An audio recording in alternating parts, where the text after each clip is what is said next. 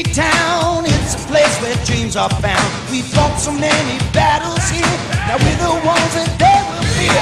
The cup resides within our town, we won't stop no letting down. The cup is ours for all to drink, it's our time, let's rock this ring.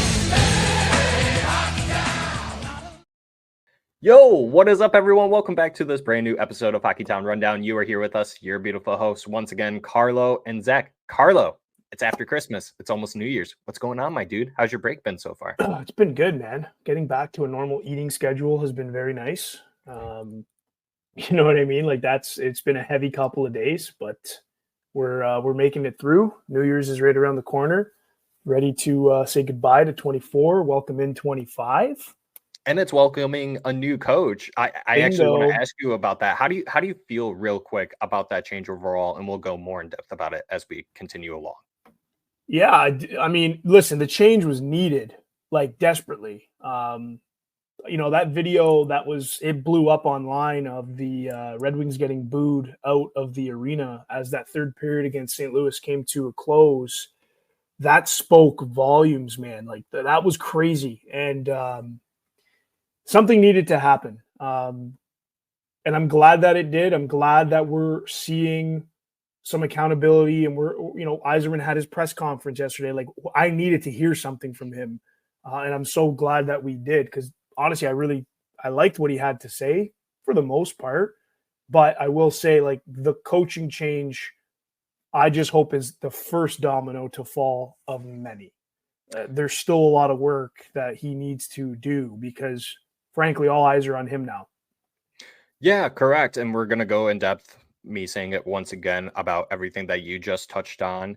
And before we do that, Carlo, let's take a second and say thanks to all of the people who are joining us on this brand new episode, whether if you are viewing us or listening to us on whatever platform that you use to stream us, whether if that's YouTube, Spotify, or Apple Podcasts. Feel free to go ahead and hit that subscribe button. If you haven't already, also hit that thumbs up button. Those are on YouTube. If you're on Apple or Spotify, go ahead and hit that follow button and rate us the 5 stars.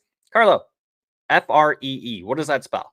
That spells free, and it's pretty wild. But folks, it is free to do these things, and they help us way more than you may think or way more than you may know. It really helps us get some better placements. It really helps us kind of build our brand a little bit more to get out there, to give you guys some authentic, genuine, for me, off the cuff takes.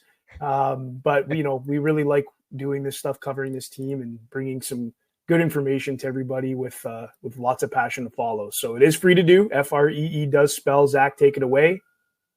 Free. Boom. It is free.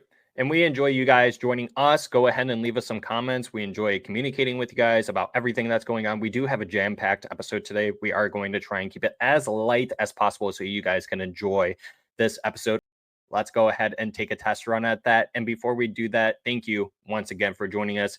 Hit that subscribe button, hit that thumbs up button, rate us the 5 stars, and then hit that follow button. Carlo, what do we got in store today?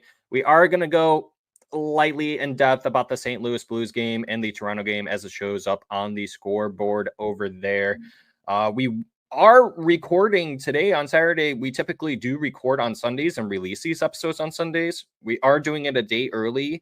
We were planning on following suit with many of the other Red Wings podcasts out there, just really quickly doing it right after the coaching change, new coach, new year, right? We wanted to wait from Steve Yzerman. We wanted to hear from Tom McLellan. We wanted to hear from the players after their press conferences and see if the team had any sort of spark going into their first game with Tom McLellan and Trent Yawney. So, Carla, let's go ahead and just jump into things. Yep. And, before anything ever happened, the Red Wings, right before going into the Christmas break, they went ahead and played against the St. Louis Blues, or at least skated and got some cardio in right before the holiday break against the St. Louis Blues, and they lose 4-0. Not to go too in depth about this game, Carlo, but honestly, neither team looked like that they showed up this game. St. Louis did not look better than the Red Wings. The Red Wings, to me, just looked that bad. And you mentioned the booing earlier. Yeah, there were plenty of videos of fans showcasing on Twitter X of them booing this team, and rightfully so. They should boo them harder.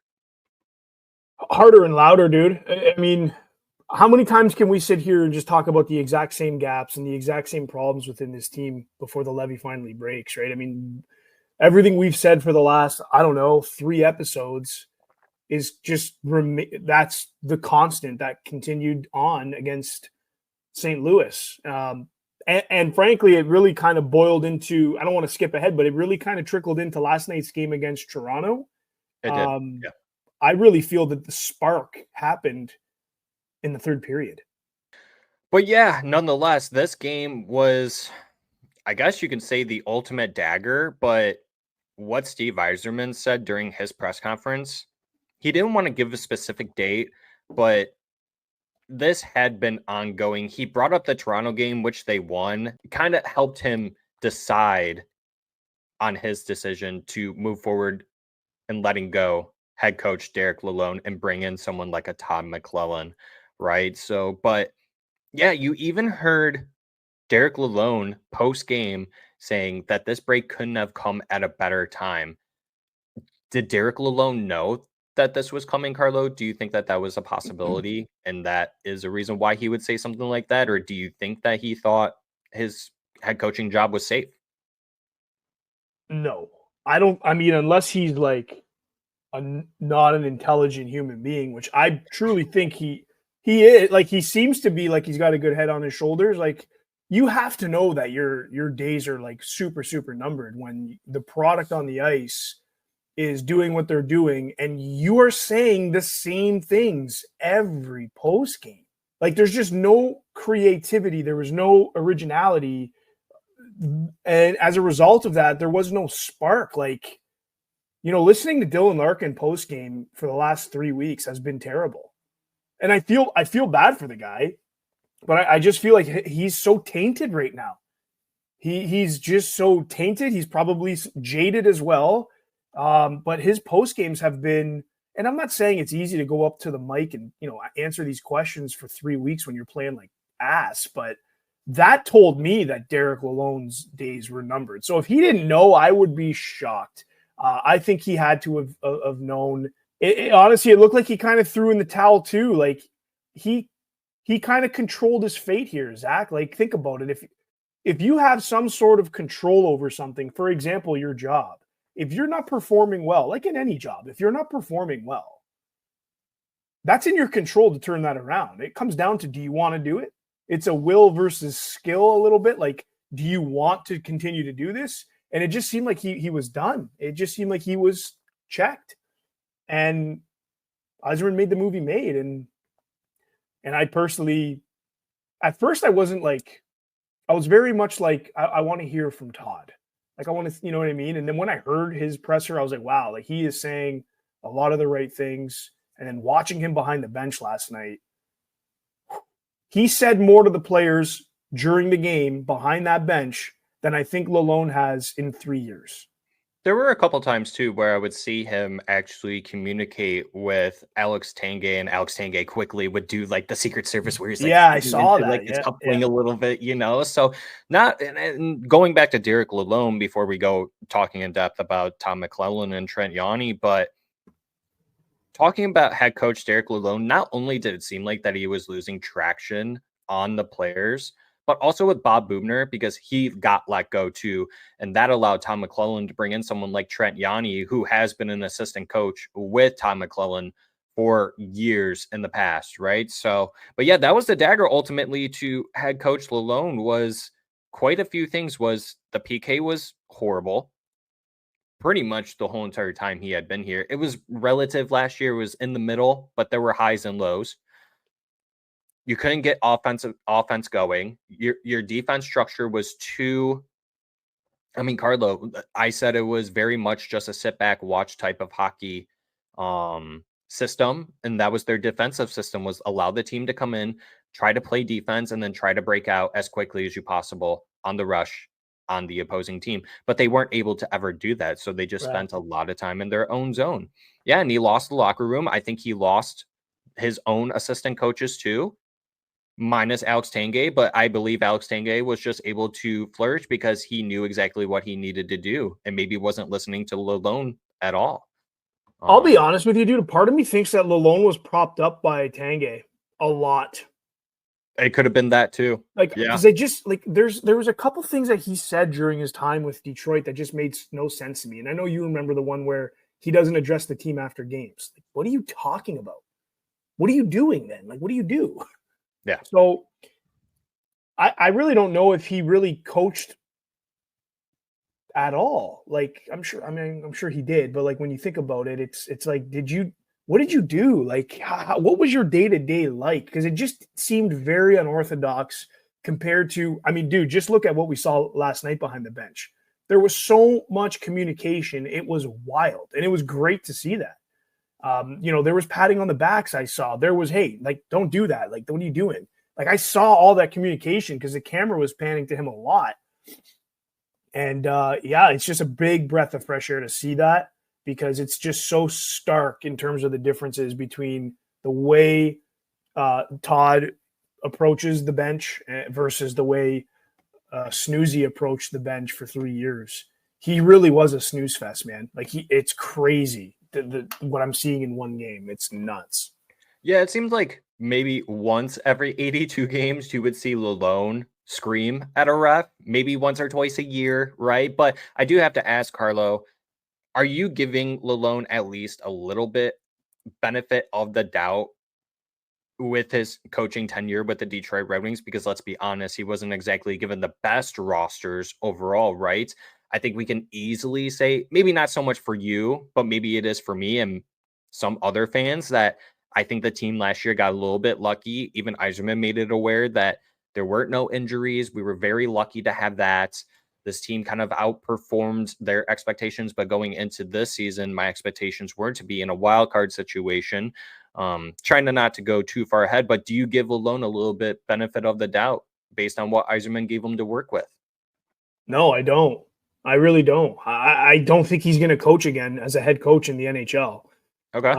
Look at the room, man. Quiet room. Again, I go back to that video of the TNT broadcast having a camera in the room during, when they were announcing the lineups. That was the most depressing thing I've ever seen. Larkin, he is a completely different player this year.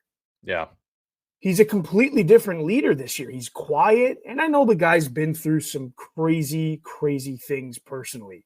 And I feel for him on all of those things. But like when you're playing, a lot of people can separate that, like personal and business, and I know the personal stuff, when they hit as hard as they have hit Larkin, it can taint you a little bit, but there's got to be a better separation between the personal and business. And he just seems very much like a different player this year. He's quieter. He's not, and maybe it's a good thing. Like, he's not taking dumb penalties. And I'm not saying for Larkin to go and take dumb penalties, but I just don't see much passion out of anybody in the group. And I think that all boiled down from Lalonde's leadership. It was just there was just no leadership there. And I think that's why. I think that's a good segue to go into the game that we witnessed last night a little bit more in depth, right? The Red Wings lost 5-2, but like you mentioned, you saw a little bit of that spark coming back in the third because you had goal scorers in Raymond and Edvinsson. Mitch Marner got a hat trick this game. I mean, we both know. Well, I guess I should say this too, that Talbot was in nets. Talbot joking with McLellan again in a text message. He said that in his presser. So glad to see that they have a friendly relationship there. But you did have Simon Edvinsson and Sherratt back in, so at least you thought maybe the defense would be a little bit better. Well, obviously, I just said that Marner got a hat trick, so that's clearly not true, right? I was wrong. Once again, I'm always wrong. But Carlo, I would agree with you. I thought there was spark in the third. I really liked the first period. We were texting each other. I asked you, do you notice any differences? It definitely looked like that they had more pep in their step. Dylan Larkin looked like he was being a little more assertive out there. It looked like that the players were doing better positionally out on the ice. And the score definitely did not reflect the output that I believe the Red Wings put out there. I thought the Red Wings easily could have had one or two more goals. I thought Joseph Woll actually played a really good game. Yeah. Toronto also was blocking a lot of shots that we had. But overall, I liked what a lot of the players were doing this game. And we tweeted this out. First impression means everything. And all those players need to go out there and play 110% for their new head coach, Todd McLellan, because even he said it's going to take 5 to 7 games for me to understand these players and for the players to understand me. Yeah. And with that, when he says something like that to me, if I were a player, I'm like, well, I better work my ass off so that way I can keep my job here because I like being here. And that's what's going to separate the coach and the GM from understanding who wants to be here and who does not. It's a showcase. It's almost like an internal showcase. Yeah, 100%. So, yeah, with this game, the Red Wings lost 5-2. I actually liked what Tom McLellan did. Like we said, there was a lot of communication behind the bench. Every single shift, it looked like that he was communicating with the players on what they were doing, what they should be doing, what they weren't doing. I can only imagine what intermissions were like. I'm sure he was a little light with his first game in, right? He got to have one practice with the team the morning before, assuming, because he did say that they would be practicing today, that they are, which is good. I would be practicing every day that I'm not having a game. Obviously, if you need a rest day, then you got to give the team a rest day. But with this new coach coming in and if Steve Yzerman is saying what or means what he said in his press conference, which we will talk about, they should be practicing every day to be better and head towards the direction that they want to go. Yeah, and you know what? I've called this out in the past, man, but how many times have we seen, an optional morning skate this morning? Yep. It's like, what? We're not the Tampa Bay Lightning here. Like, we need to practice. Like, we need to get better. And practice? It's like, I don't know, man. I feel like Lalonde really, I mean, this is nitpicking, but he talked about his time in Tampa so much it got annoying. Like, you're in Detroit now. Like, what are you doing for Detroit? His whole first season, that's what it seemed like he would always talk about. I remember my time in Tampa with he even talked about it last year. Like, he mentioned Tampa again this year, and I feel like he just, and this is just spitballing, but I feel like he was coaching this team as if they had Kucherov and Hedman and Stamkos. It's like, dude, this is a completely different team. Like, have you looked at the team, the lineup, and like, it was really weird, man. I kind of take it the opposite. I think it was almost kind of like a diss to the team where he's like, well, we don't have a Braden Point. I mean, Larkin's the closest to a Braden Point. We don't have a Kucherov. Okay, Raymond's the closest to a Kucherov. But he kept on saying that too, where he's like, well, we don't have the luxury of having those types of players. And I was like, dude, why are you dogging on your own team? That's not what a head coach should be saying. Looking back at it now, I never really thought about it that way when he was saying it. But looking back at it now, it almost seemed like he was dogging on the team. He was, dude. He absolutely was dogging them. Even when we had last season, when we were playing really, really well, he even said in his post games, like, yeah, this isn't really sustainable. It's like, well, dude, it's like, it's currently happening. So go and coach the team to make it ride. Like, prolong whatever is working right now for as much as you can. Don't just say, it's not sustainable. We're overachieving. It's like, I don't really agree. I don't know, man. Like, it was just really strange. His coaching tactics were really strange to me. I think this team is in desperate need of an old school coach with some new school language, maybe a little bit softer. And I think that's really cool about Trent and Todd. I mean, they've been like a dynamic duo for quite some time now, together, coaching together. And I really love the fact that he brought in a guy that he works really well with, proven. And that's, I mean, Yzerman said it yesterday. That was kind of the reason why Boughner was the odd man out, is because this is his guy and he's bringing him in. He's coming in and he's got a proven track record. They work well together. And on the flip side, Boughner had no idea what he was doing with the penalty kill. So, I mean, it just made sense. But yeah, man, I feel like this team just needs an old school coach that can communicate, but expects a lot out of you, holds you accountable. And it's very simple stuff. Like, it's not anything that's new. This is all very simple stuff in terms of coaching, I think that's what this team really, really needs. I just feel like they had no sense of direction, and it showed when they played, man. Like, take a look at their D-zone coverage right now. Nobody knows what they're doing. Yeah. You'll have two defensemen below the goal line for whatever. Who told them to do that? Like, I actually think McLellan's got quite a bit of work ahead of him, Trent as well, to unteach what was taught to these guys and then teach them the new things. Yeah, I mean, not only just the two defenders going behind the goal line that had me dying. Someone tweeted that out too. Someone brought it up too. And every time I was just like, oh my goodness, poor Tom McLellan. He's definitely having an aneurysm behind the bench. He's like, I got a lot of work. Oh yeah. He's going into this team, because then you even have Jeff Petrie just doing between the leg passes behind the goal line to the fucking open middle of the ice on his own behind, like in his own zone. I'm like, dude, like, what It's are you wild. doing?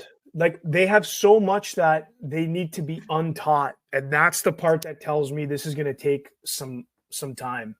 Especially if this decor is staying intact for the rest of the season, then you need to unteach them. If you're bringing in new decor, which who knows what Yzerman's, prepared to do, then it might expedite that process because you're bringing in new faces that just don't know anything about Lalonde's coaching and what was asked of the team.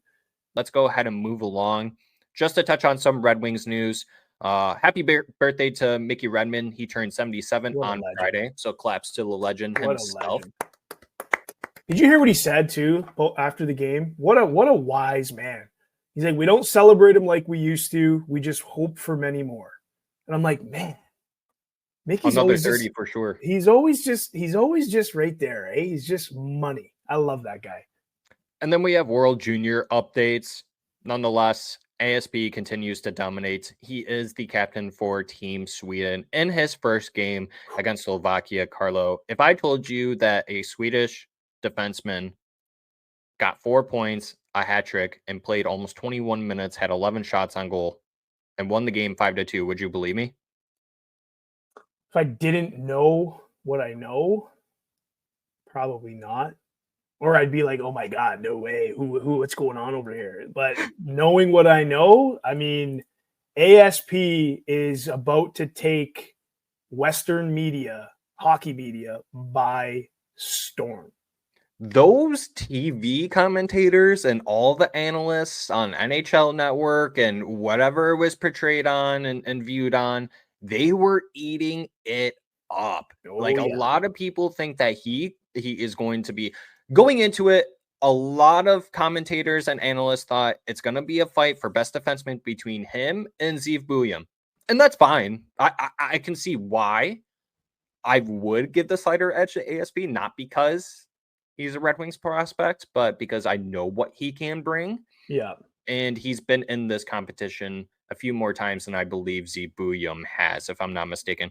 Nonetheless, 3 goals, 1 assist, 20 minutes and 55 seconds time on ice, 4 penalty minutes, 11 shots on goal against Slovakia, and player of the game with a 5-2 win. They did play again yesterday. He did not register a point, but he did have 4 shots on net, was a +2, played 17:34 time on ice, and an 8-1 win. Yeah, Carlo, ASP, he's got my vote for best defenseman in this tournament. And honestly, I really do see a world where he could end up being the MVP of the whole entire tournament if he continues doing stuff like that and he helps take his team to win gold. Because you look at USA with Trey Augustine allowing 4 goals against, 18 saves for a 10-4 win against Germany. Finland, they lose 4-0. I believe that was against Canada. Kiskinen was a -1 with 1 shot on net, 17:36 time on ice. And then Max Planty, he had 1 assist, 2 penalty ice minutes, and 10:15 time on ice with their win. Thoughts on that, Carlo? Do you think ASP has a shot to being MVP of the tournament? Yeah, man. If he continues to light up and dictate games and control the games as well as he did game 1, absolutely. Yeah, if he can continue to do what he did game 1, man, absolutely. He's got a really, really good shot. Considering he's a defenseman, that was crazy.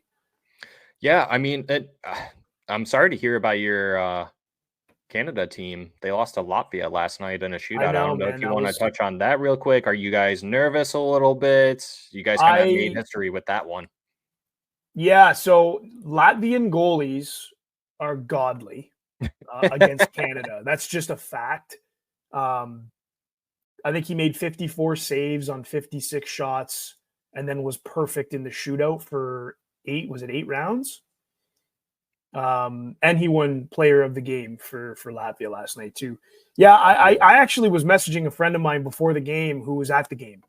Oh, really? Nice. Yeah, and I said, look out for the Latvian goaltender.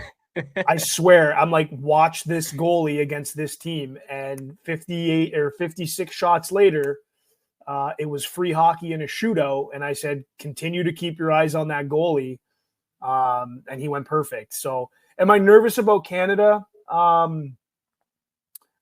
I don't know, man. Hockey Canada is kind of in a weird place right now with a lot of the decision makings that they're doing.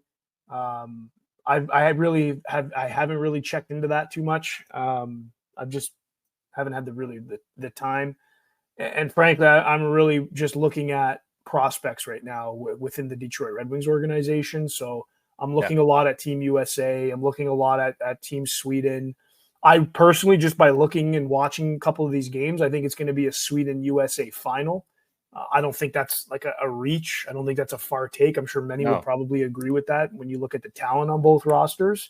Yeah. Not that Canada doesn't have the talent. I just think there were some people left off that team that could have made that team and should be on that team that could be some real difference makers. But again, that goes back to my point that the decision-making with Hockey Canada right now is very weird. So it is going to be what it is going to be, and that's just the way it is. Seems like Zane Parek's a little upset and would love a call up to the team. And then I know that they snubbed a little Michael Misa on there too. So you're not wrong on that. Carlo, we did do a couple polls on Twitter X these last few days, and I do want to touch on these. One of them actually continuing to talk about Axel Sandin-Pellikka. The question was, does Axel Sandin-Pellikka start his North America journey in Grand Rapids or in Detroit next season? The 294 votes, 58% said Detroit, 42% Grand Rapids. Your thoughts on that?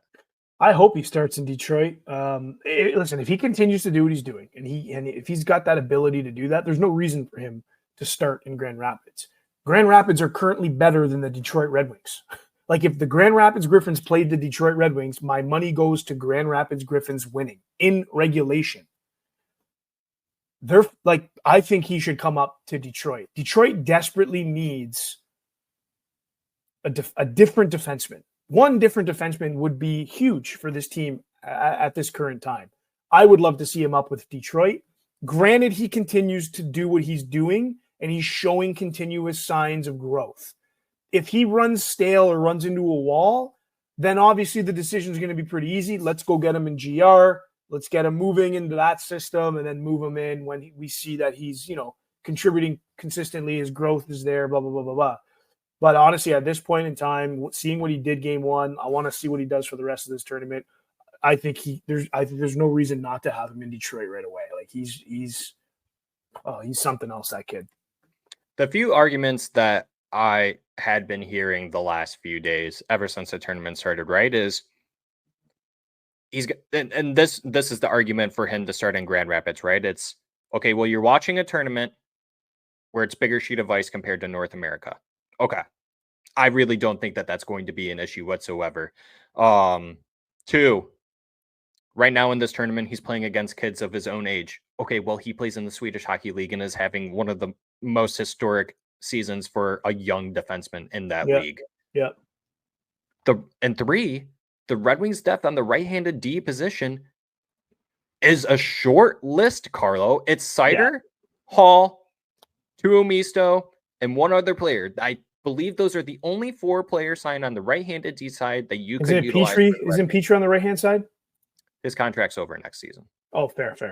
So signed currently, right, for next season on. So you have four spots. So Yzerman, if he truly wanted Axel Sandin-Pellikka to start in Grand Rapids, Steve Yzerman essentially has to go out and get 2 or 3 more right-handed defensemen for the Red Wings and for Grand Rapids. So let's position it this way. Would you rather have ASP or would you rather put your faith in Steve Yzerman, who's whiffed on every single free agent signing, to go and sign a free agent right-handed D? I'm sorry. I have no faith in Steve and his free agent capabilities. Bring me ASP and put him on the second pairing right-hand side. Yeah. So let us know down in the comments what you think if you did not get the opportunity to vote on this poll. And we're going to talk about one more, and this goes back to the coaching. Carlo, we did a poll. Are you happy with the decision to cut Lalonde and Boughner and hire? Did anyone say no? Trent, Yawney. 5% said no out of the 214 votes. Bots. It was all Elon's bots that said no. Right? That were people who just obviously like to troll, because there are a lot of troll Red Wings fans out there for sure. So yeah, I mean, I'm not really surprised by this. I think a lot of people are actually happy about this. If you're not, you're one of the very many few. And then last but not least, Carlo, this one's actually technically not over yet, but it will be here by the time that this episode airs. But it goes, all right, Red Wings fans, where do you expect the team to pick in the draft with Tom McLellan running the bench for now it's 47 more games remaining in this season? So you had the option of pick 1 to 5, 6 to 10, 10 to 15, or 16 to 20. Out of the 117 votes so far, Carlo, 47% of these people are saying it's going to be pick 6 through 10. Your thoughts on that real quick? I actually contributed to that poll, and I did select 6 to 10 as well. So I will say that. But you're allowed to. It's our poll. You're allowed to. I think 6 to 10 is where they're going to end up. I mean, listen, the new coach bump thing, like, yeah, can they play with a little more spark? Sure. What are they going to win? An extra 3 or 4 games? You know what I mean? That are coin flips, maybe. This team is just, and this is back to my earlier point that all eyes are on Steve now. Steve dictates at this point. Steve dictates where this team is going to be picking in the draft. If there's no roster moves made, which there has to be, like there just has to be, then they're going to probably finish worst in the league. Like this team cannot go on as is. Like Todd McLellan, you can have the greatest coach behind. It's just the construction's terrible. Yeah. So that's why I say like all eyes on Steve now. He dictates where this team is going to finish pick in the draft, which I don't know if it's a good thing because he's probably going to want to finish really, really low. But, if he wants to salvage some of this season, like I said, coaching was the first domino to fall. But I still think there's probably 2 to 3 more changes that need to happen, 2 to 3 more dominoes to fall. But that's all done by Steve Yzerman. And the ball is 100% in his court, and he really is going to dictate how this season wraps up. The one thing he mentioned too was his expectations were to be a wild card team, or at least contending for it. Right. Yeah. I don't know if I totally agree with that. I can see some points, or I can look at it on paper and maybe see it. But like, I just don't, the free agents that we signed on this team, none of them, the way, at least from the eye test point of view, I would not bet a cent with tons of juice on Detroit making a wild card spot. Well, that's another good segue. Why don't we just go ahead and jump into the main topic? We're going to talk about the press conferences between all the players. We actually didn't talk about it yet. Maybe we should have during the Toronto game recap, but we'll fit it in here too about the Buffalo rumors as well. So, but yeah, to no surprise, as we keep on mentioning, the Wings did fire Lalonde and Boughner and hire Todd McLellan and Trent Yawney as the 29th coach in franchise history. This is, Carlo, the first time the Red Wings have fired a coach, or have hired a coach with previous head coach experience since 2005, and that was Mike Babcock almost 20 years ago. Lalonde ends his tenure with the Detroit Red Wings on an 89-86-23 record over 2.5 seasons. McLellan comes in with a 598 win record, 412 loss record, and 134 overtime loss record with a 523 win percentage. You can obviously add another loss to that column, and so that win percentage technically goes in, but I'm speaking on when he came in. And that's over the 16 years or seasons with San Jose, the Edmonton Oilers, and the LA Kings. And he does own a 42-46 playoff record in the 9 seasons that he did make his teams get into the playoffs. That's a 477 win percentage. He also ended the Oilers' 11-year playoff drought. And I believe he was a 2-time Jack Adams finalist or winner. I can't remember, so I just put down finalist for there. So let us know down in the comments. And then Carlo, also Pierre LeBrun put this out there, but obviously everyone else knew this too, obviously down the line, that he was also getting paid, and this is Tom McLellan, $5.5 million by the Kings this season on the last year of that contract that he had. Kings and Wings had to negotiate Thursday morning, I believe it was, on how that would get taken care of. Kind of going in depth about Trent Yawney. He was a head coach for the Blackhawks for 2 seasons in 05 and 07. So glad to see that we're actually getting an assistant coach with head coaching experience. And then he was an NHL assistant coach for 15 seasons with the Blackhawks, the Sharks, the Ducks, Oilers, and Kings, and also played in the NHL as a D-man. And he will presumably work on the team's defense and PK. We kind of already showed the poll, Carlo, and you kind of already touched on it, but I'm going to ask it again. Does this coaching change affect the potential of getting a top 5 pick in the draft?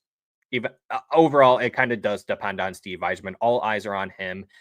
Would you say that if we don't make any roster changes until trade deadline and it's just selling players, do we still have a chance at acquiring a top 5 draft pick?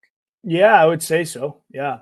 Unless the system that he brings and the structure that he brings and just the voice that he brings can really uplift these guys. Like, these guys are at rock bottom right now. Yeah. So, I mean, it's going to take a lot of things need to start going right. And that's very rare when everything is going wrong.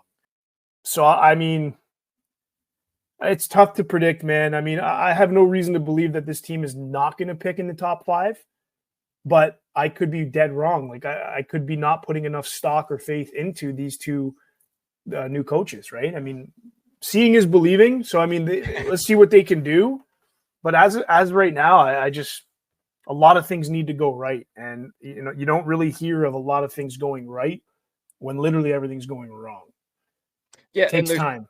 Yeah. There's nothing but up from here because the Red Wings do currently sit the last time I checked, they were 5th to last in the standings. Maybe that's changed. Maybe they're 4th to last now, but yeah, there still is a very good chance that this team picks top 5 in the draft. Obviously lottery luck, they could be pushed back a spot or 2, but there's a lot of good names there in that range, 1 to 7 too. So if you can get in the top 5, though, that's an auto game changer of a player that I think you can get on this roster within that same draft year or within a year after drafting them, personally, in my opinion.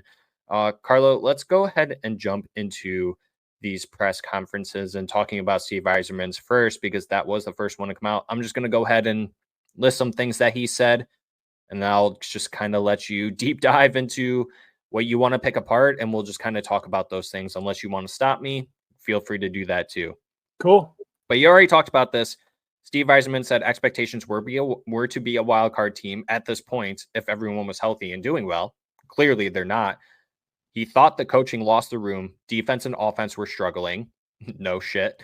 Wants to get the most out of each player and maximize their abilities. Steve said he had remained in contact with Tom McLellan since he left for Tampa. The decision came down to timing. Over the last 10 days, he started looking at options and vetting replacements. After St. Louis, he decided to pull the trigger.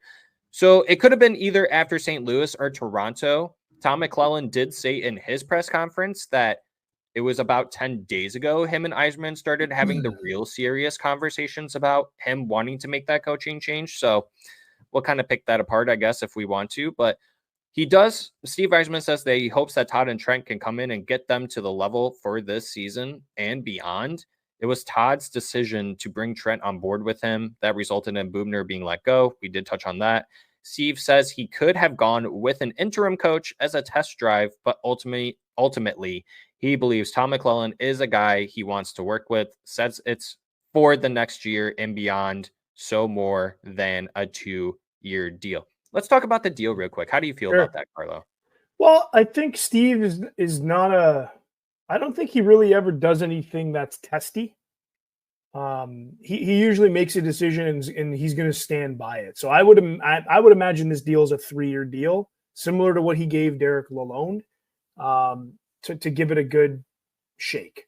I don't think Steve's like let's try this out, I just don't think that's his style. No. Obviously the conversations that he had with Todd went well. I think Steve even mentioned that during his last year as a player, was Todd behind the bench? I can't remember if he said that. I don't know if that's true. No, he was in the executive position. Oh, that's correct. He was upper gentleman. Yeah. That makes sense. I was like, wasn't Steve's last year a little bit before? But yeah, he said he liked the way he conducted himself then. He likes the way he conducts himself now. Personally, I do too, listening to him speak for the short time that we've had with him. He says things that are, I don't think they're buzzwords. I don't think he's saying it just to say it. I really think he says things off the cuff truly how he feels, that are the right things at the right time. And I think now's the time, like I said, to have that type of coach. And obviously that bodes well for Steve. And yeah, I'm fine with the 3-year deal, if it's a 3-year deal behind that, to really see if they can really move this thing along under a new voice and a new guy. But it also tells me that Steve knows we're in rock bottom, and this isn't going to take a year. This isn't going to take 2 years. We're probably in a position right now where and I've said this before a couple episodes ago, this team's really not going to be a team that we are excited about until 27, 28. And this kind of aligns with that. And when I hear interim, and I do agree with you with actually everything that you just said there, when I hear interim, I agree with you once again that Steve Yzerman doesn't seem like a guy who's, well, maybe I'm going to do this and wait it out and see how it goes, right? He's like, no, I want this decision to be done and over with so I don't have to deal with it again in another 4 months. But thinking about interim, could that have been Alex Tanguay? Sure, but the whole reason about bringing in another coach, Steve Yzerman said, is because the room was lost. We needed a new voice in here. That is the reason why. And so overall, I liked how it all went down. I liked the deal. If it's 2+ years, if it's more in 3 years, yes, especially since you're going to have a lot of these young players coming up. And that's something we'll talk about as we continue on. But continuing on with this whole press conference and some more things that Steve Yzerman said, Yzerman doesn't want to lose out. Yzerman doesn't want to use losing out in the draft lottery as an excuse. You could do it without that. You can get elite players anywhere in the draft. They would love to have a symmetrical ascension in development, but it doesn't always work like that. They have prospects that continue to get better. It is never perfect, and it's too early to call it a setback. The results are not acceptable for the fan base. They are going to do it fast as possible, but in the right way. He feels today they are a ways off from competing for a cup, but can compete for the playoffs, has full support from ownership to do whatever they need to do. He is hoping to expedite the process of building a cup contender in any way he can. On trades throughout the season, they talk with teams and ask for players. To get them, they need to give up equal value. And that goes against everything I keep on saying, much like how you said, Carlo, you can't give up 2 bad contracts and 2 bad players to get 1 good player. It doesn't happen. It doesn't. Why not? Why not? Take Justin Hall and Ben Sherrod and give him. Just take him and turn him around. I'll take a used washing machine. Come on, at this point. You can't give 2 bad ones for 1 good one. They are trying. And when you force and panic, you make bad moves. It is a slow-moving process with 32 teams, though, Carlo, looking for difference makers. Teams around us don't want picks. They want younger players. I guess talking about the young players and then how you can elevate this team through a trade, just kind of condense all that into one for me. What are your thoughts on that? I mean, it's so hard and it's very unpredictable. I mean, what one team sees in a young player, the other team might not. And I'm talking about teams that have the interest. So it's just too hard to really nail down and predict. At the end of the day, for Detroit, I was going to say, like, for Detroit, I always come back to, and for any team, any person that has a platform, any fan, it's all about the return. We're giving up this person. What is the return? That's really, so I feel like you can't even really spitball anything because it all depends on the details of the trade. Who's going, who's coming back. Yeah, I don't know. It's just so hard to nail down and predict when you don't have the details and you're just left with, oh, I wonder if somebody would do this, take this person, and we'll take back this person. To you, it might be a great idea. Or I should say, to me, it might be a great idea. But to you, you're like, buddy, you're out to lunch and dinner at the same time. Like, what are you thinking? It's never going to happen. Did it hurt this team not getting a top 3 pick in the draft throughout Yzerman's tenure?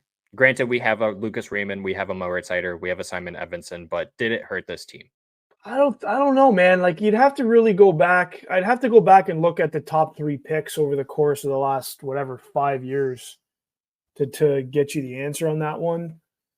But then again, it's like Seider, Raymond, Edvinsson. Okay, so the follow-up question to that would be, because we didn't get that, are you currently happy with the pace of how this rebuild is going, because we technically still, you very much can say we still are in a rebuild.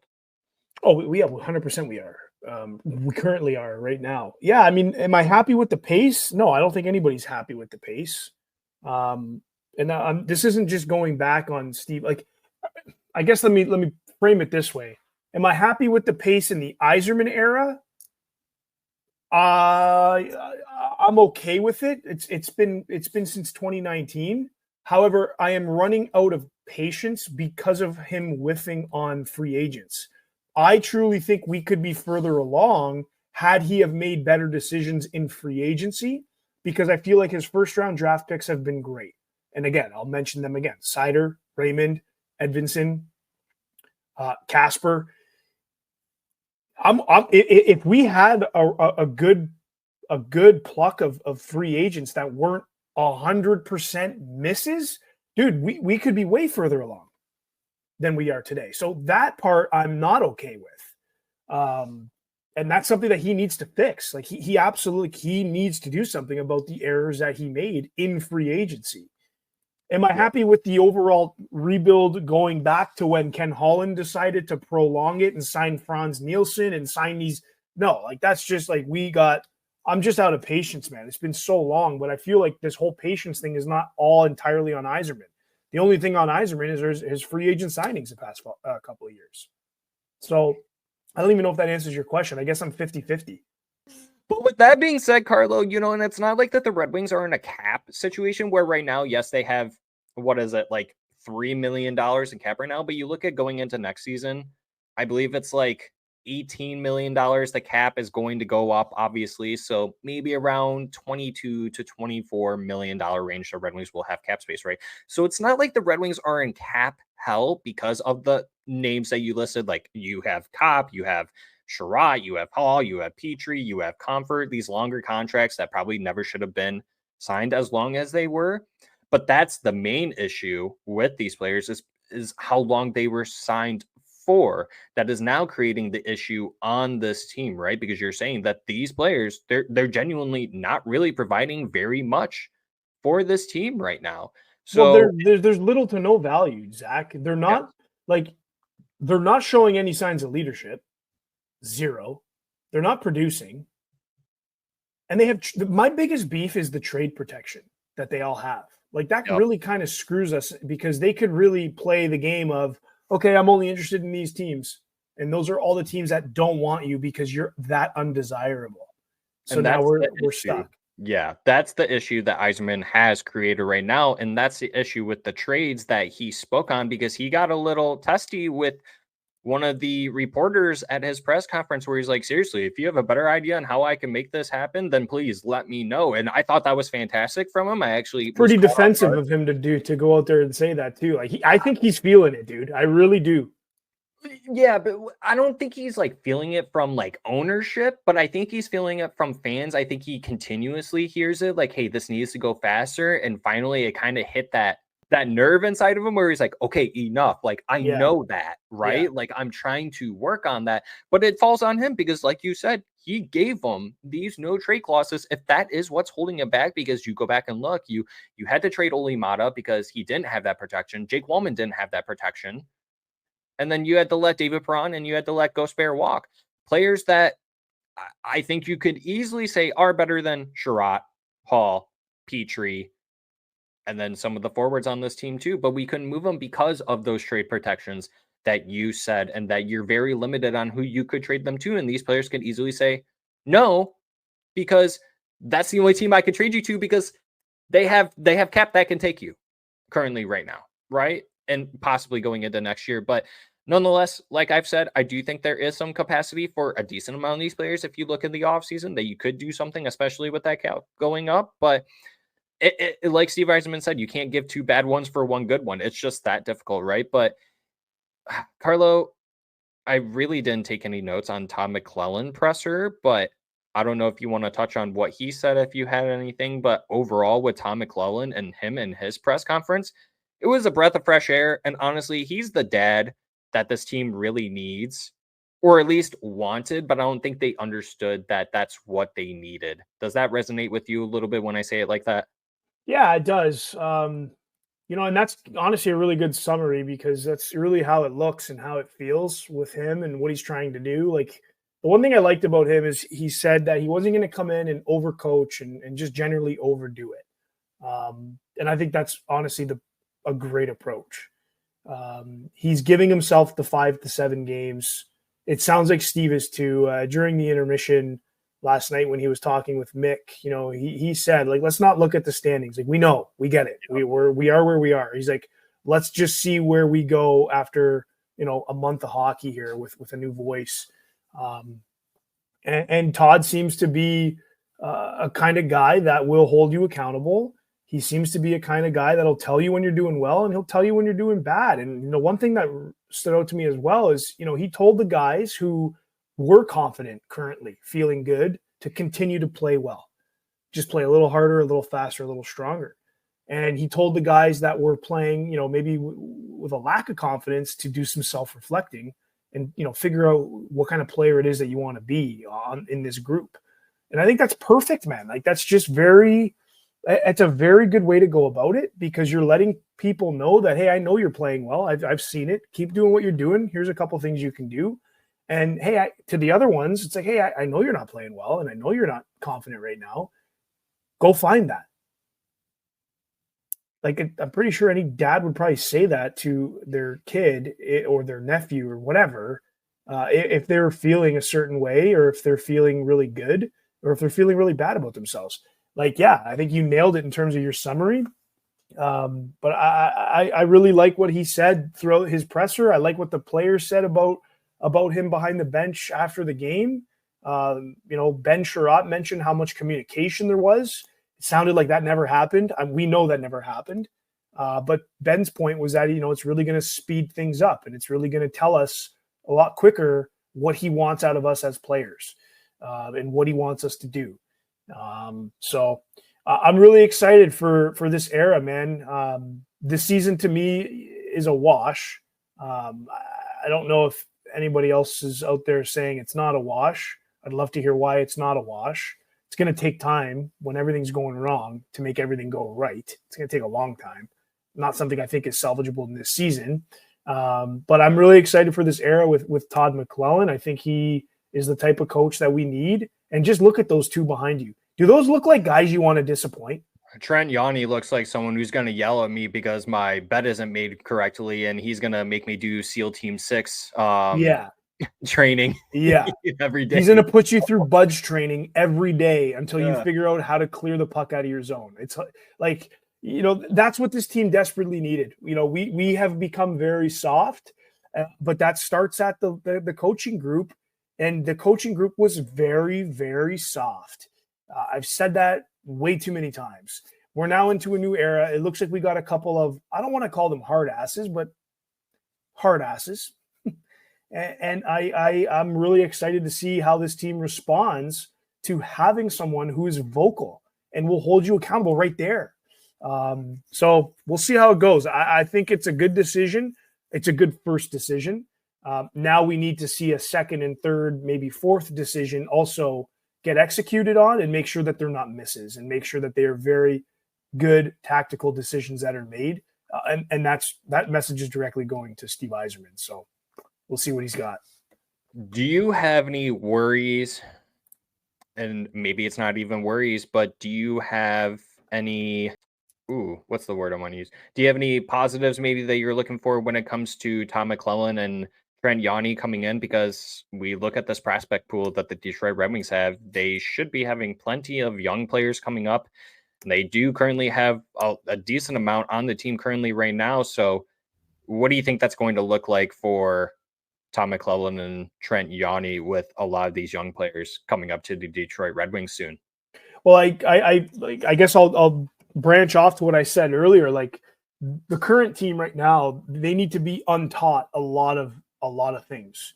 These young kids coming up are playing in a system that's clearly working in Grand Rapids. So I think if these young kids come up for the second time to Detroit with these guys, they're not going to have to really be untaught anything. And in fact, they're only going to have to just learn from two guys with a lot of experience as coaches and be taught things the right way, as opposed to being, a guy like, Albert Johansson, for example. He needs to be untaught whatever it is that he was taught this season. And then they got to get, he's not at 0. Like, a lot of these guys are at -20. They got to get him in more. They do, but there's also a lot of work to get him game ready to where McLellan wants these guys to play at, right? Like, this team right now, again, my analogy is, they're below 0. They're not at 0 starting to grow. They need to get to 0 still. And then that's when the growth and the new teachings come in. For the rookies and the kids in GR, whenever it is that their time is going to come up, they're already ahead of the curve because they're not starting below 0. They're starting at 0. Maybe a little bit ahead because of the system in GR that's running and running well. Yeah.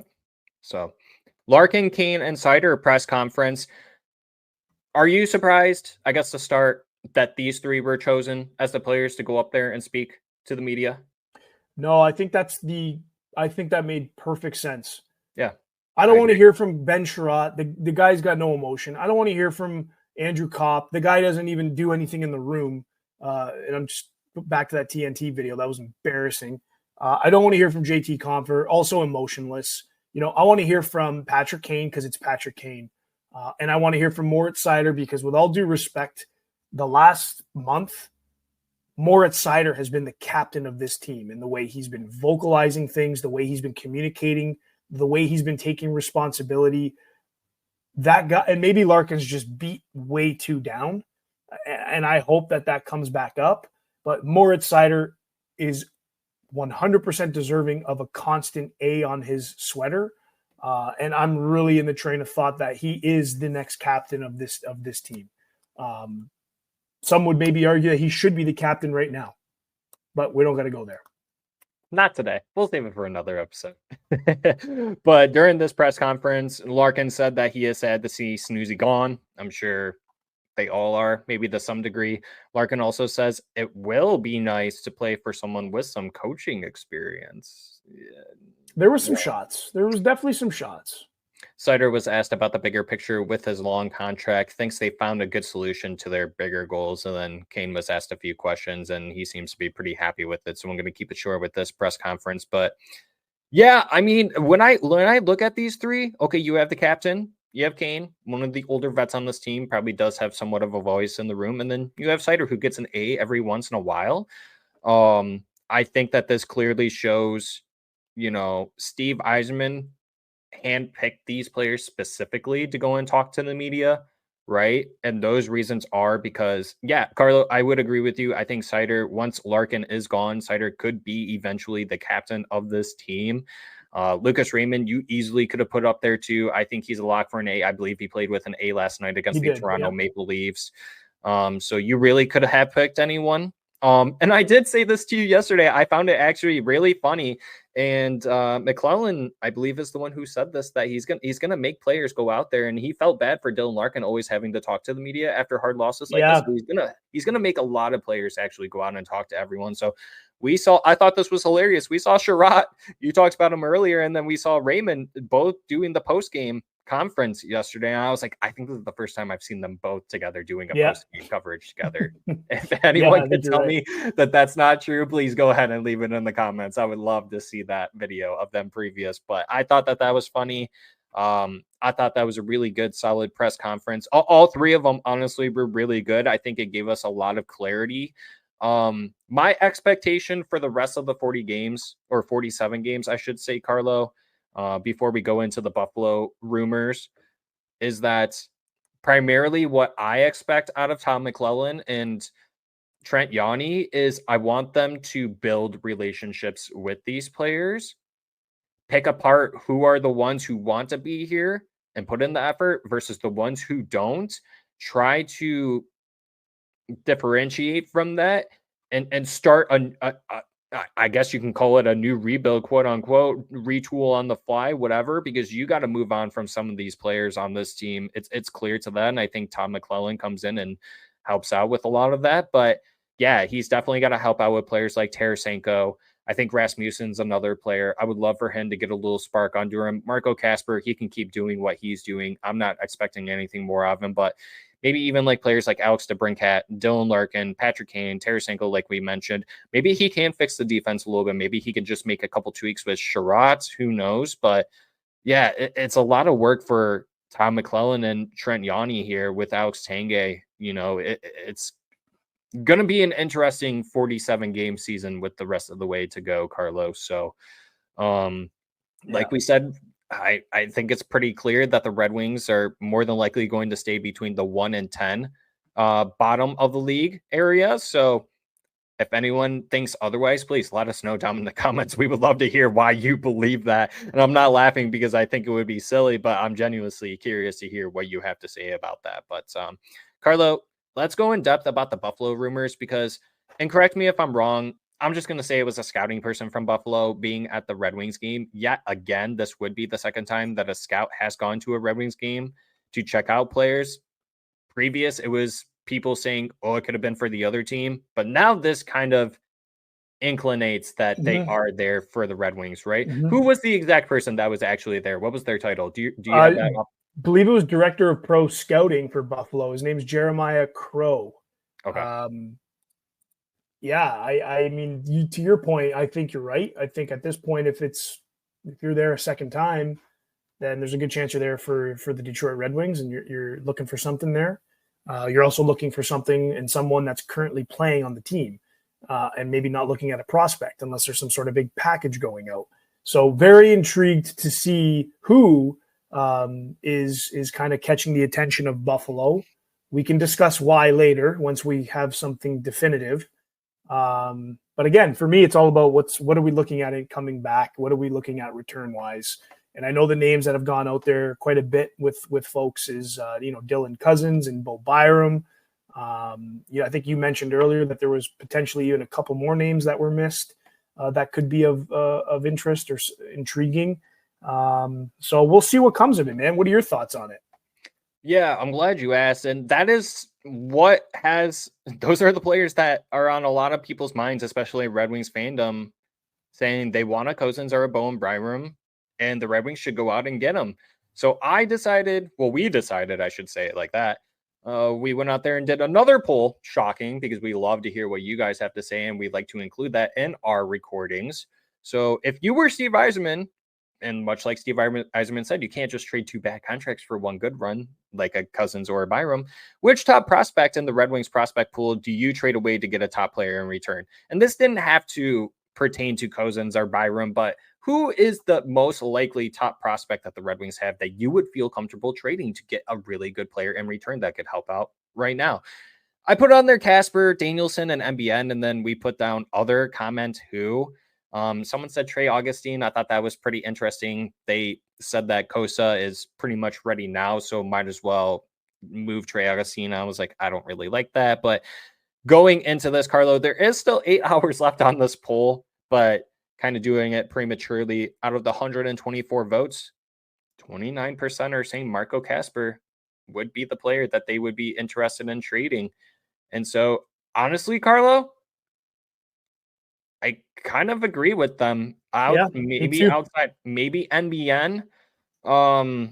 I tried to make a case for maybe even someone like Kosa or maybe Augustine in my head, but it would definitely be one of these three, Casper, Danielson, or MBN. And MBN was not too far behind at 27%, and 23% even said Danielson. So what direction would you go? Which player in the Red Wings prospect pool would be easiest for us to trade in order to acquire, I guess, for this exercise, a Cousins or a Byram? I wouldn't mind seeing Casper go and then Danielson coming up to fill that hole. Something like that, because Casper's been playing now. He's got some games in the NHL under his belt now. So I really feel like Buffalo's probably going to be looking for something like that, a young prospect who has his feet wet in the NHL. I don't know if they're going to be – I'm sure they'd be open to somebody like a prospect that's currently playing in GR. I don't know how open they would be to a prospect that's playing overseas. I'm just spitballing, but I really feel like Marco Casper is the one being looked at right now, the one being scouted, because he's the only player on this team, in my opinion, that is desirable. And that kind of goes back to what I said too, is that Steve Yzerman didn't put this team in cap hell. He put this team in locked up term hell. So a player like Marco Kasper, you have Dylan Larkin, Kasper, JT Compher, Kopp, Veleno, Danielson. That's 6 people that can play center. You can even throw Michael Rasmussen in there. That's 7 that could all play center on this team currently. So basically what I'm trying to get at is maybe it is someone like a Marco Kasper or a Nate Danielson, because you look at the Buffalo Sabres, I mean, their centers, it's Tage Thompson, Dylan Cozens, Yuri Kulik, and then Ryan McLeod. I'm not really too familiar with their bottom 6 centers, to be honest, but I don't see a world where Buffalo is ready to give up on Cozens. That's clearly their number 2 center. I don't believe that they would give up a Tage Thompson. But then you look at their defense, I'm just trying to make sense. You know, they have Rasmus Dahlin, Owen Byram, who shoots left, and then Owen Power. Sorry. Owen Byram, the twin brother. They had a baby. Owen Power also shoots left, if I'm not mistaken. So they have these 3 really good defensemen that all shoot left. The only issue is with that is that we obviously don't have a right-handed defenseman we can give them, but what we do have is centermen to give them to put at the number 3 spot that they could utilize, right? And so maybe some wingers, but you look at their wingers too. I mean, Carlo, their mid-6 wingers are pretty locked in my honest opinion. You got JJ Peterka, Jack Quinn, Zach Benson, and Payne Krebs. And that's where I wanted to take the direction of this, because you brought up someone like Michael Rasmussen, someone who maybe could use a little change of scenery, because we thought that he could be a 40-point guy this season with his toolkit, the way he plays the ice, and being a net front guy and maybe getting some power play time, which he has been getting. But would you be interested in any of those players not named Tage Thompson, Dylan Cozens, or Bowen Byram, Rasmus Dahlin, and Owen Power? Would you be interested in potentially going after someone like a Peterka, a Quinn, a Benson, or a Krebs? Benson, Krebs, possibly. Peterka, maybe. I'd have to do a little bit more soul searching, I guess, on that one. I think they would probably rather not trade Peterka, only because he is one of their higher point getters currently right now. But I don't think that one's too real. This is the thing, man. It's so hard to predict. Like Peyton Krebs, I do like the idea of that. Zach Benson as well. I think both those guys are pretty solid players, and they're young. But for me, like when I look at any type of return from Buffalo, it's got Dylan Cozens' name on it and Bowen Byram's name on it, because those are just holes that would directly fill. Those are players that would directly fill the holes on our team right now. So those are really the 2 that I'm looking at and highlighting with my highlighter. So with that being said, and I'm sorry to cut you off here because I have lots of questions for you regarding that. So are you doing this to help out? Obviously it's to help out this season a little bit because of the fix the holes, whatever, but is this primarily to help out with the next season? Because I wouldn't expect too much of a change if you did get a Bowen Byram or a Dylan Cozens, but is that why you would do that now? Is because you would want an expected change and maybe get better in a wild card spot? What's your overall thought on that, I guess? Yeah, absolutely. It's to get rid of the undesirable people we have now. Because let's face it, like the team right now is not talented enough, in my opinion, to compete for a wild card spot. That's arguable. That is very much arguable. Maybe with better coaching, they can be. But in my opinion right now, based on the hole that we've dug ourselves into right now, bringing in somebody like Cozens, bringing somebody in like Byram immediately elevates our top 6 and our defense immediately, which gives us a chance and expedites us from being where we are today to potentially being where we are tomorrow with these 2 guys hypothetically on the team to actually competing for a wild card spot. It also shakes up the dynamic of the group. And I think that's the important piece right now is there needs to be some moves made to shake up everything, because everything is just stale right now. And what we have is not working. So if something's not done, and it doesn't just have to be these 2 players on only the Buffalo Sabres, but if something's not done, I'm just under the train of thought that we're going to be the exact same team next year too, because, well, the only person coming off the books is Petrie. So something needs to change. Something needs to change. Is it going to be bittersweet if Kasper's going back? Absolutely. Kasper has been one of the most exciting players to watch on this team this season since he's been up. Does Dylan Cozens come in and become a very exciting player to watch? Maybe. Does Bowen Byram come in and be a very exciting player to watch on the D? I'm going to go ahead and say hell yeah, because the D does not get worse than what we have today. It only can get better. Bowen Byram comes in and immediately it's better.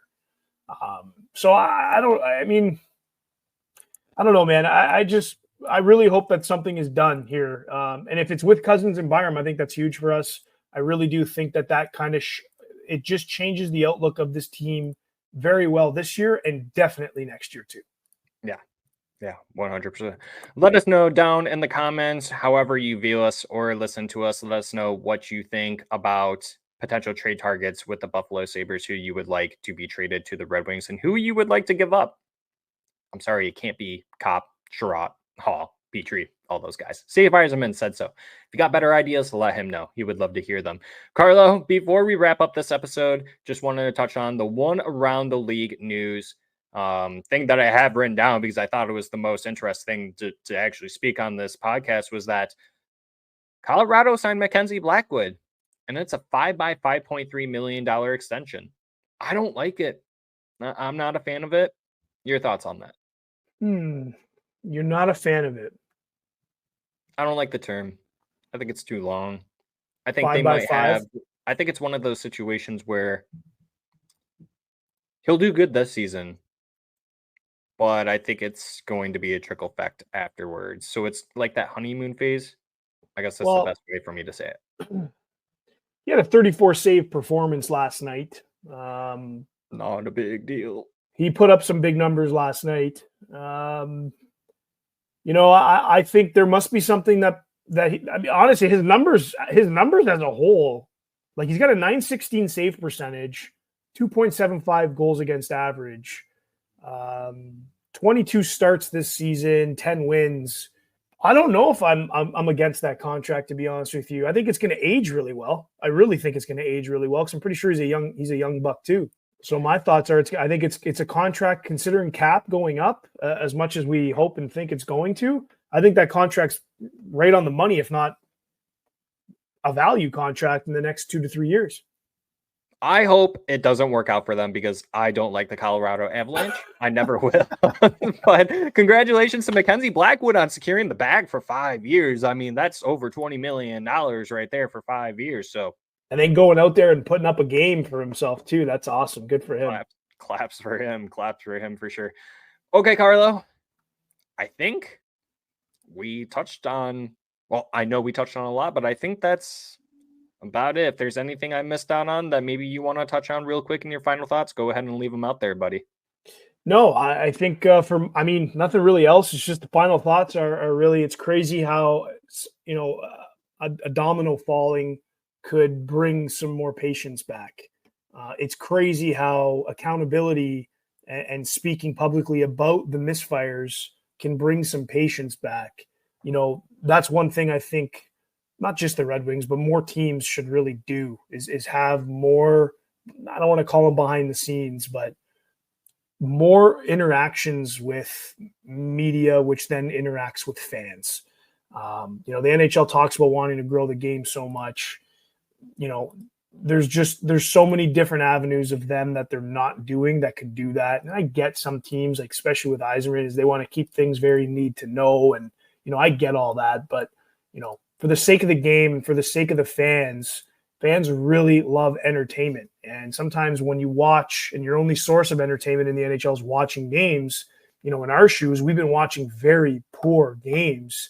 It's just sometimes not enough to keep going. So, anytime Steve Yzerman announces a media presser, it's like, I can't wait to watch this. Like, I'm so excited and interested in hearing what he has to say. I just wish it was more constant. It's not like he's busy. It's not like he's been busy, Steve. You haven't made any moves, so you could have given us a little something more earlier. I'm just messing, but no. I mean, that's my final thought, I guess. While we log off here, is growing the game. I think getting fans more intertwined with the team, the coaches, the ownership, the players. Look what the NFL does, man. Like the NFL does it right when it comes to fan engagement, just overall engagement. They do it really, really well. And I think the NHL should really open that book up and pull some things and maybe socialize that at the next GM's meeting or ownership meeting, whatever. Those are my final thoughts. My final thoughts are, I agree with Carlo. They should just get a new general manager for the league. Buy Bettman, make the game better. But Commissioner, a new commissioner. New commissioner. Yeah, what did I say? General manager. My bad.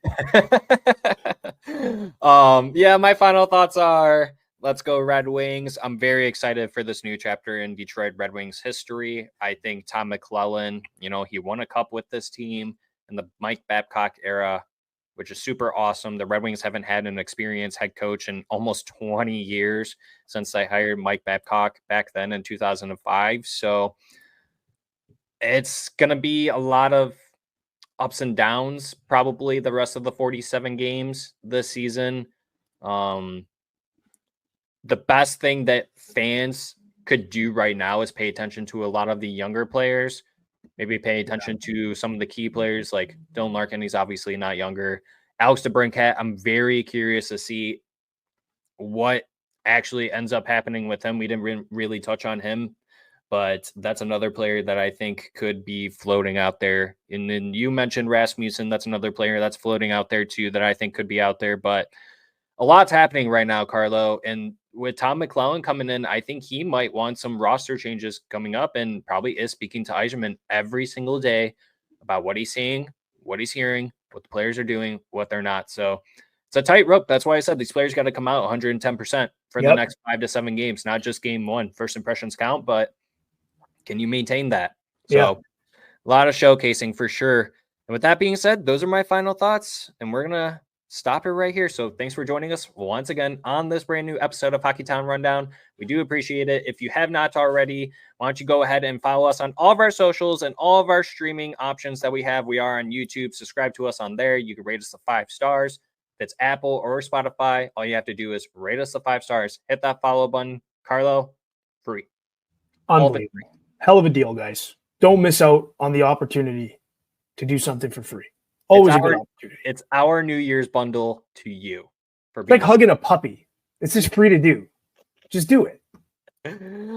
Unfortunately, we don't have any puppies to give away. So yes, it's like hugging a puppy. Go ahead and follow us on all of our socials. We are primarily on X, Twitter. We do all of our polls on there if you want to join in on those. We will be getting ready to do some awesome giveaways with this upcoming year coming up. So make sure you follow us, have those notification bells on everything. And until next time, we'll see y'all on the next one.